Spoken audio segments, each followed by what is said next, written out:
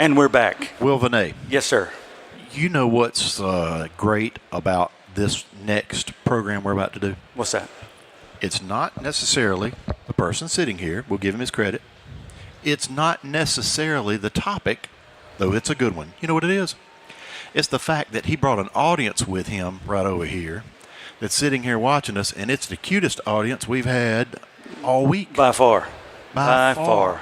We are so thankful that that audience looks so much like their mom. That is a blessing. That is a true blessing. It really is. And if you don't wake up every day thanking God for that, Hey, There's something wrong with you. I married up, and she just hadn't figured it out yet that she could have done a lot better.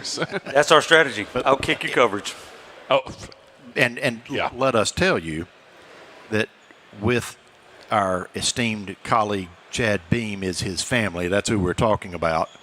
And his very cute family and smart family, and they're all smiles. And it's going to be hard to get through this interview because they're not heckling, they're just smiling. It's wonderful.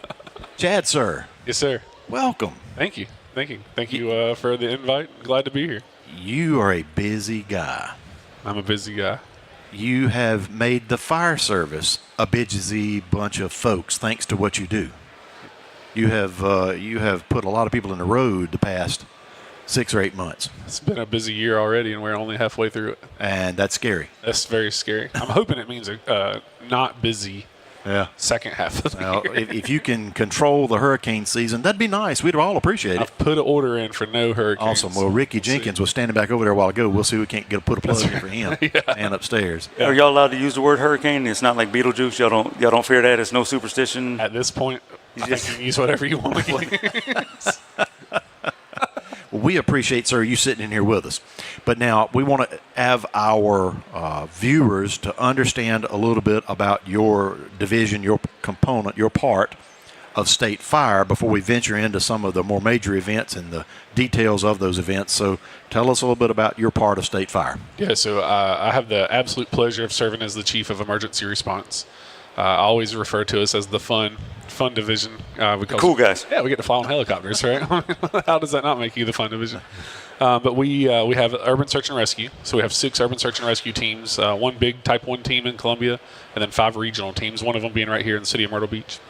We have the HART program, Helicopter Aquatic Rescue, which actually made a rescue last night. They flew up to close to Grandfather's Mountain in North Carolina. North Carolina's HART team was not available, so they called and ours was, and so they flew up and made the rescue. I'm just going to jump in here.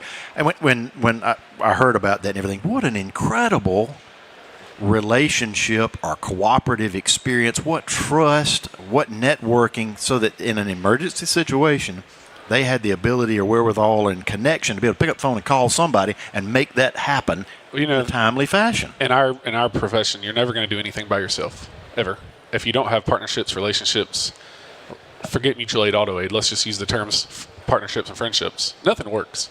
And I don't know if that phone call would have been so easy last night if we proved in Helene that we could fly Western North Carolina missions from our Donaldson base. And so they knew it worked, right? We knew it worked, and they made the phone call. Chief Jones and Archie made things happen last night real quick, and the crew got up there and did what they do. It's amazing. Congratulations to all of you. It's awesome. Interstate product offering is something that I don't know that I ever saw, and it would be a reality in my time of being able to hang around with you guys.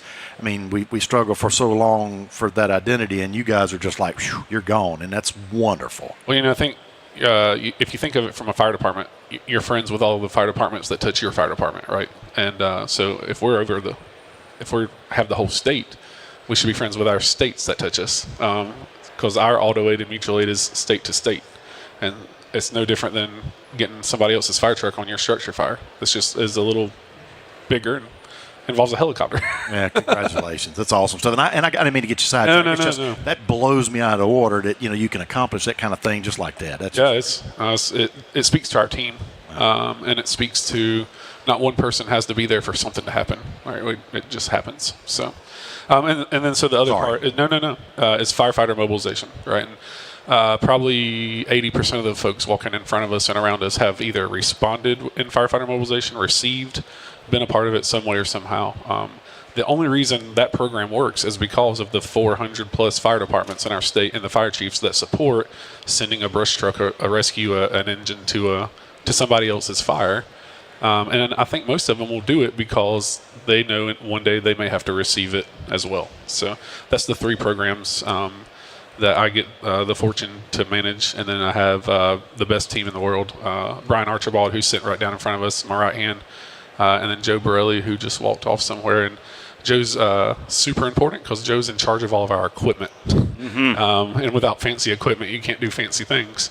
And then we have a huge team of essentially volunteers that make up the task force and our regional coordinators and a little over 200. So that's it. You've got an incredible group of folks that are fired up and passionate. I've had the pleasure of watching it happen firsthand, and it's so great. It makes me feel good to watch a group of people that's having such a good time doing something so efficiently, effectively, and enjoying what they're doing. It's fun to watch. But tough.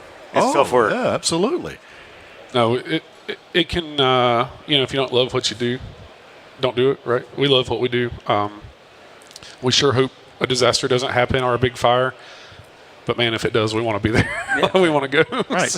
And you've had that opportunity. Now, you were talking about mobilization, and having said that, even we'll start, I guess, right here close to home, if that's okay. Yeah. I mean, you had a pretty tough experience in March right here close to where we're sitting. Yeah, and I think the cool thing about that fire was it showed the importance of it doesn't depend on one person. So I had just landed in Baltimore, Maryland for my second EFO class. I'm halfway through the EFO program right now.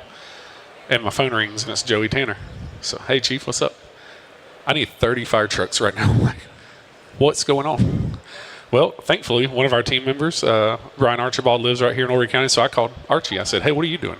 And he's Guess still, what you're going to be doing. He still volunteers for Horry County. He was a battalion chief here before he came to the state. And so he goes, I just got off of a brush fire. I said, I should have probably guessed that.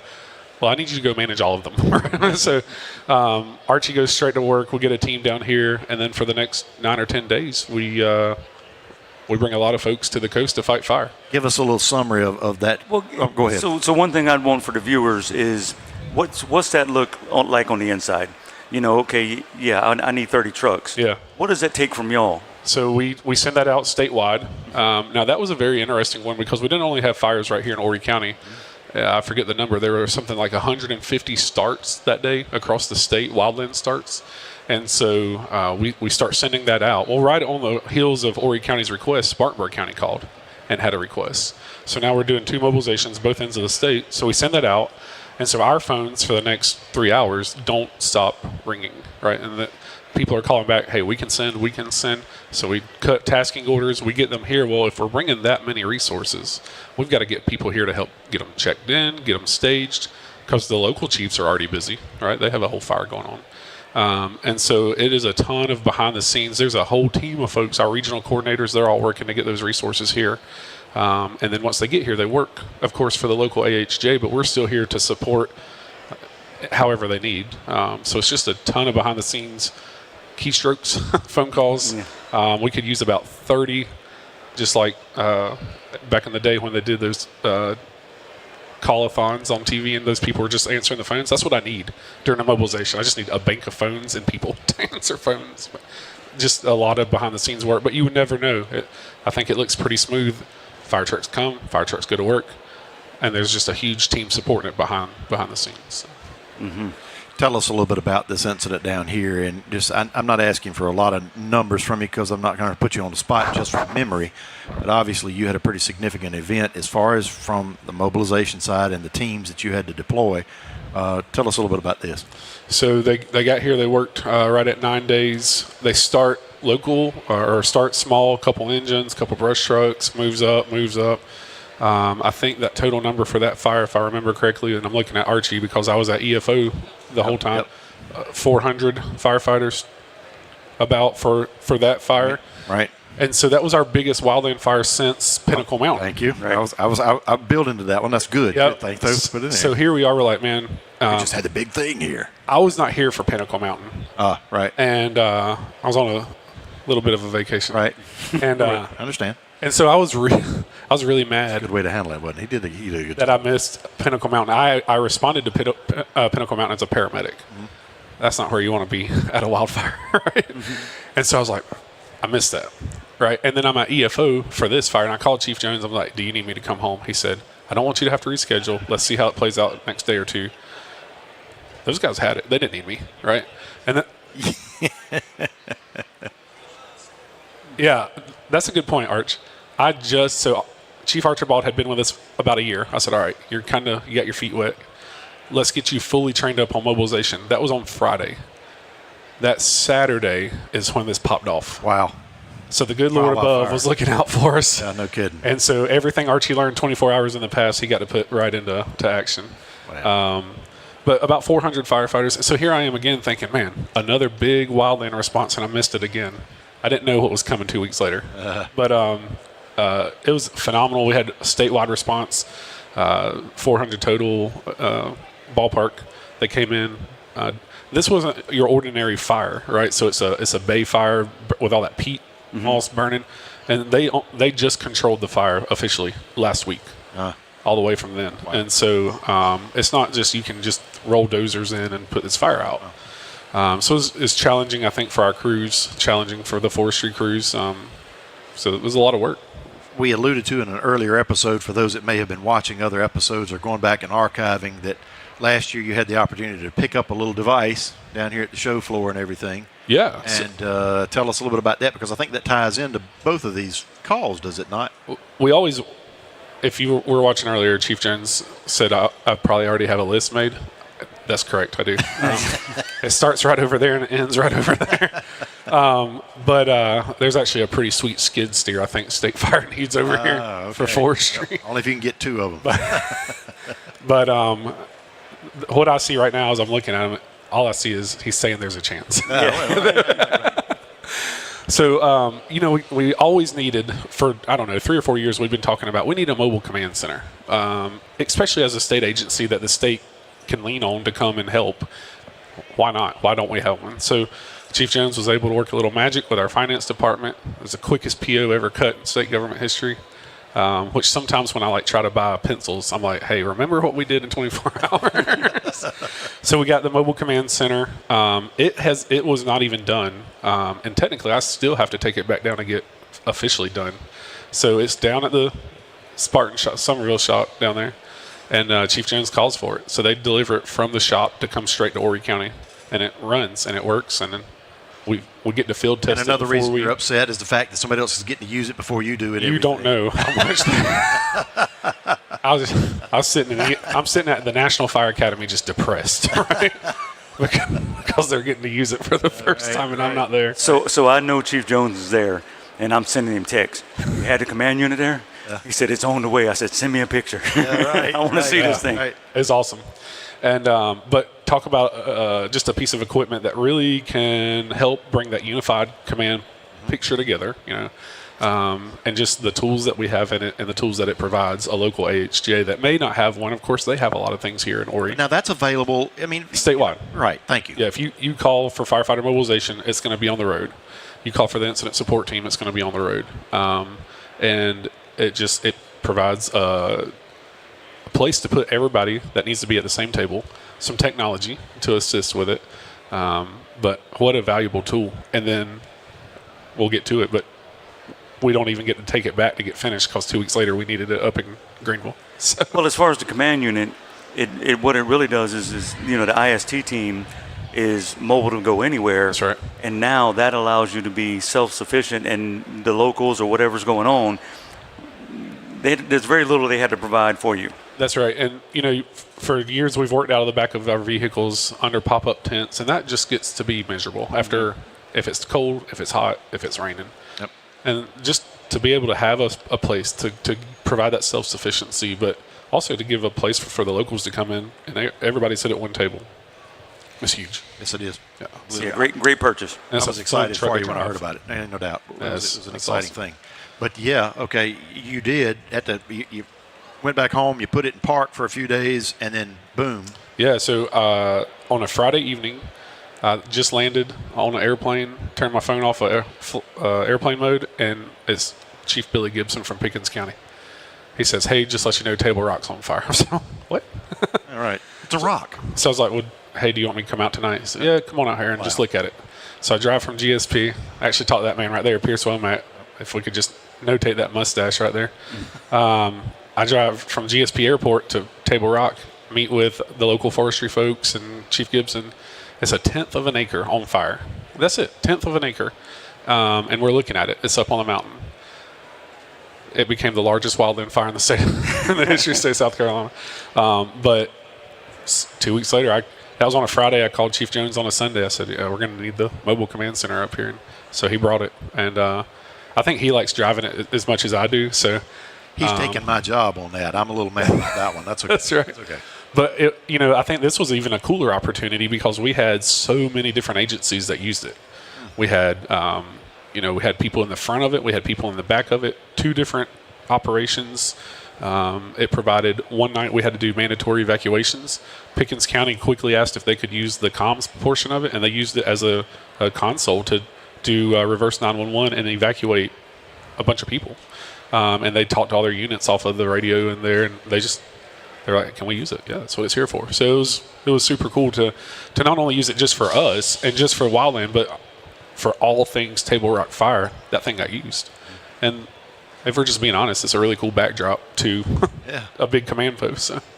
That fire was obviously a difficult one because of where Pierce put that fire, and the terrain you had to deal with, the number of agencies you had to deal with. That unit kind of applied at a focal point, I think, did it not? 100%. So you've got Helene debris that prevented everything that we normally would do. 16,000 acres, 1,000 firefighters, 400 fire trucks. Thank you.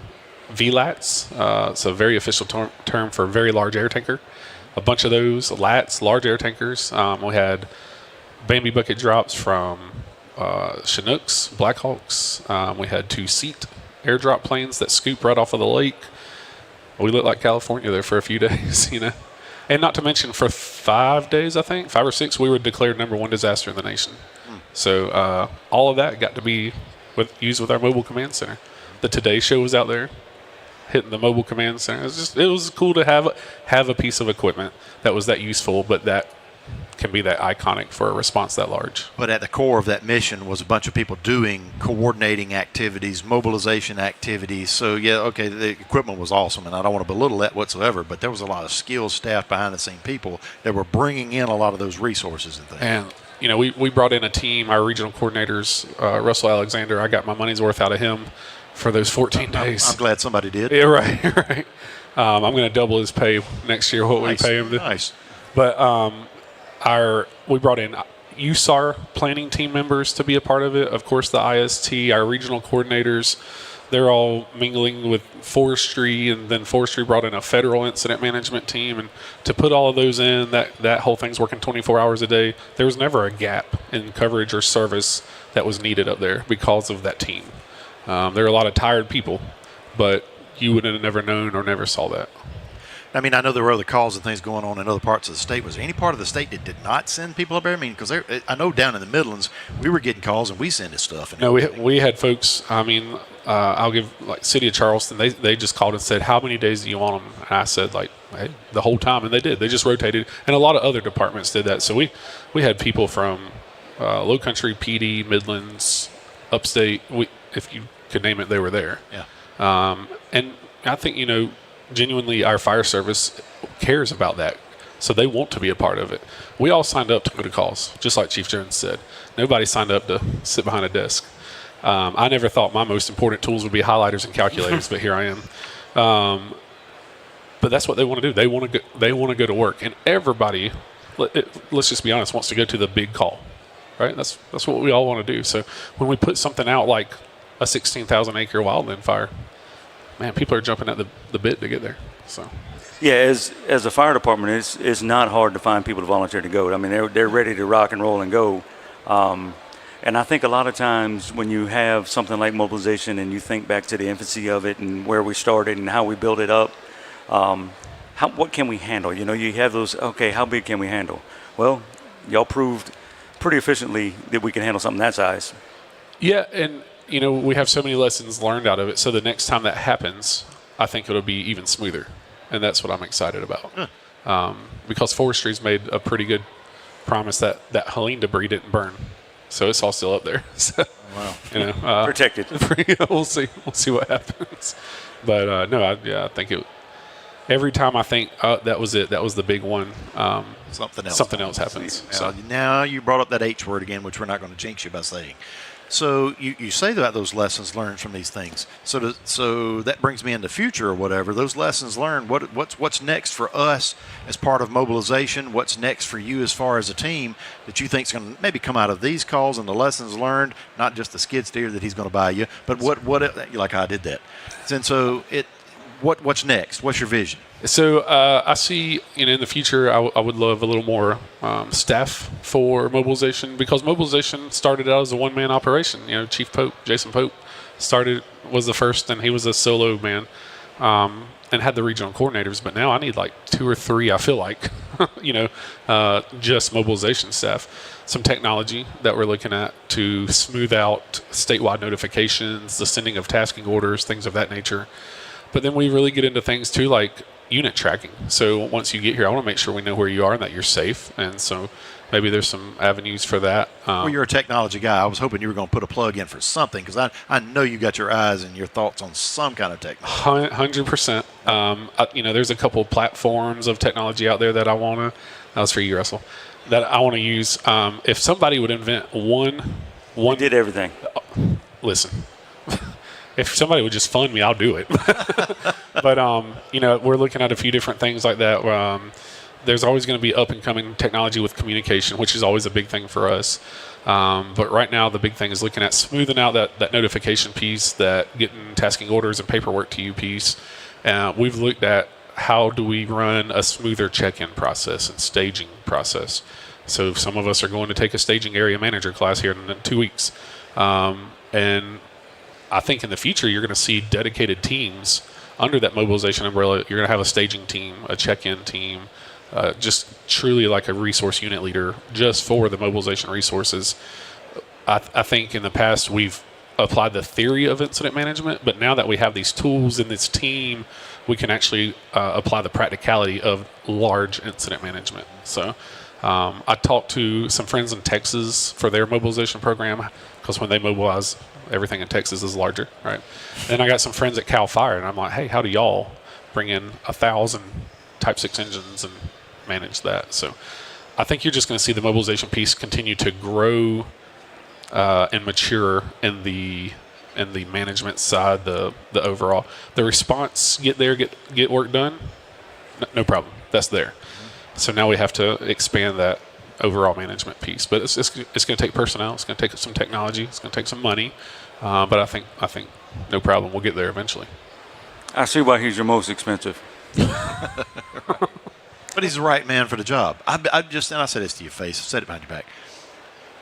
You've done an incredible job. Thank you. I mean, it's a benefit to me as not a member of mobilization, as a firefighter, as a member of fire service, and as a resident of a community.